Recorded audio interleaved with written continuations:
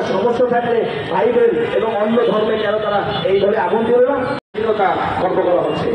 আমরা দেখেছি এদেশের নাস্তিকবাদদের উত্থান করেছে, ঠিক সেই সময় এই নাস্তিক মোদ্দাতদেরকে নির্মূল করতে, এদেশের মানুষের আইনকে, মানুষের অধিকারকে বাস্তবায়ন করতে এদেশের 24 হয়েছে। 2024 সালে আমরা দেখেছি যখন বইয়ের থেকে স্টুডেন্টরা, যখন আমরা ছুট দিতেছিলাম ওরা নাস্তিক হয়ে গেছে কিনা, কিন্তু সেখান থেকে আমরা দেখেছি নারায় তাকবীরের স্লোগান দিয়ে ওরা বইয়ের থেকে বেরিয়ে আসে।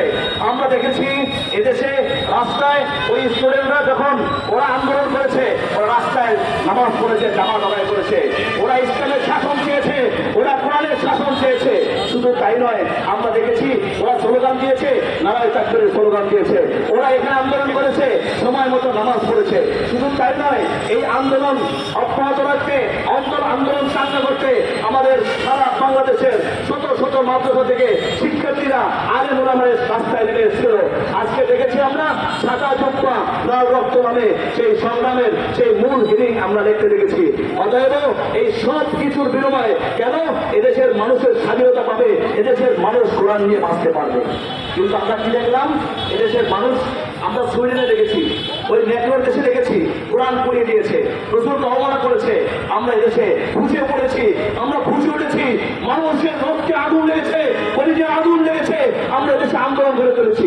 কিন্তু আমরা আশ্চর্য হয়েছি, আমার এই প্রিয় মাতৃভূমিতে যেখানে 92% মুসলমান, সেখানে কোন সাহসে কিভাবে এই পালের গোষ্ঠীরা এদেশে পরিকল্পিতভাবে কোরআনে আগুন লেগে, আমাদের আগুন, হৃদয়ে আগুন লেগিয়ে এখানে দাঙ্গার চেষ্টা করছে।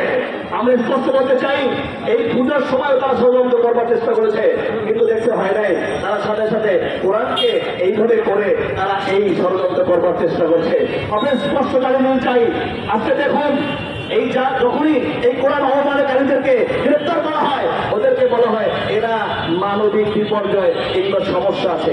আচ্ছা, সমস্যা থাকলে ভাই বোন এবং অন্য ধর্মে কেন তারা এইভাবে আগুন দিল না, আমরা এটাই বিশ্বাসী না, কিন্তু তারা এটা করলো না কেন?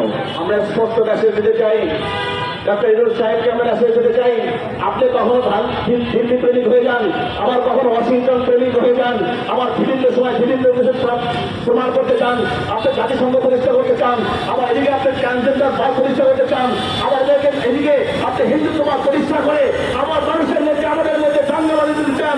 আমরা স্পষ্ট করে ঘোষণা করতে চাই, আপনি যদি এগুলো নির্মূল করতে না পারেন, আপনি আজকের দিনের মধ্যে আপনার পথ থেকে নিজে পদত্যাগ করে আমাদের এই দেশের শান্তি শৃঙ্খলা বজায় রাখার চেষ্টা করুন।